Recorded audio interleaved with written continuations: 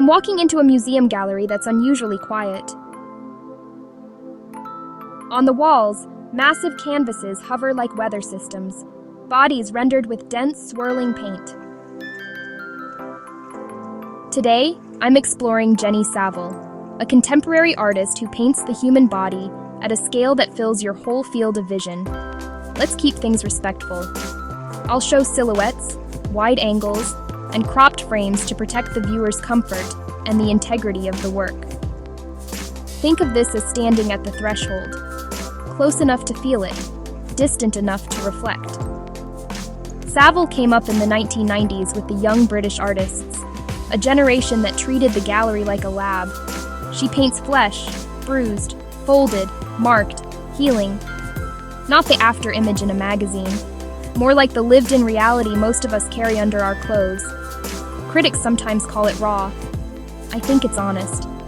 If you zoom out, again, we'll keep it wide, you see art history all over this. There's Rubens in the voluptuous forms, Titian in the color temperature, and Lucian Freud in the psychological weight. But Saville shifts the gaze. The body isn't a passive object, it's looking back. Cut to museum footage. Visitors drift in.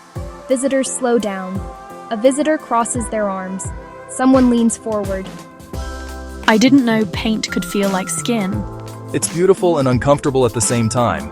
That mix, beauty and discomfort, is the point. Saville emerged as culture was moving online. Today our bodies are constantly framed. Gym selfies, filters, performance metrics on our wrists. Surgery and technology let us edit ourselves. Advertising tells us we should. Saville's paintings push in the opposite direction.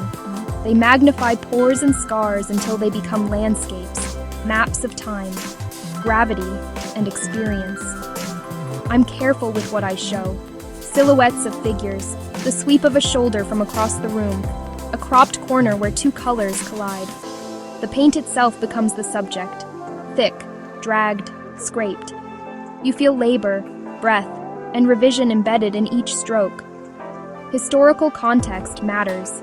For centuries, figurative painting often served idealization, gods, heroes, the perfect nude.